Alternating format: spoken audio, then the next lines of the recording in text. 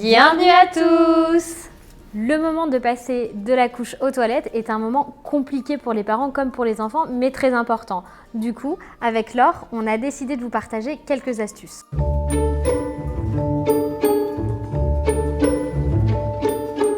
Quand je me suis rendu compte qu'Eliora allait rentrer à l'école, je me suis penchée sur la question de la propreté.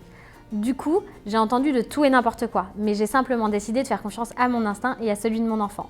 Laure, quelles sont pour toi les astuces qui ont été utiles pour rendre Eden propre ?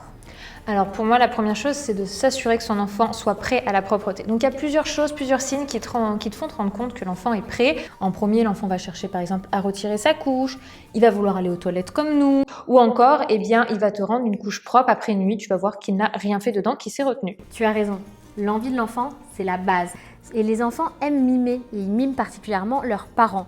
Du coup, la chose que j'ai faite, c'est que quand j'allais aux toilettes, je laissais la porte ouverte. De cette façon, Eliora pouvait suivre mon exemple et le bon exemple. Oui, puis de toute façon, je connais pas un enfant qui ne soit pas allé aux toilettes avec ses parents. Alors, ma règle pour moi de base, ce qui est primordial, c'est de proposer toujours à l'enfant le pot, le réducteur. Ça dépend de chacun, mais de jamais leur imposer. Parce que sinon, on peut créer un blocage à l'enfant, il va se retenir, il va être constipé, c'est un échec complet. Clairement, c'est pas du tout la bonne option que de frustrer son enfant par rapport à ça. Avec Eliora, on a commencé par un pot. On a eu ce super pot de compétition qui parle plusieurs langues. Français. Qui fait de la musique. On peut même tirer la chasse d'eau. À bientôt. Au revoir. Mais malgré ça, ça a été un échec cuisant. Par contre, quand je lui ai mis l'adaptateur sur les toilettes, ça a été une réussite totale puisque de cette façon, elle pouvait me mimer complètement.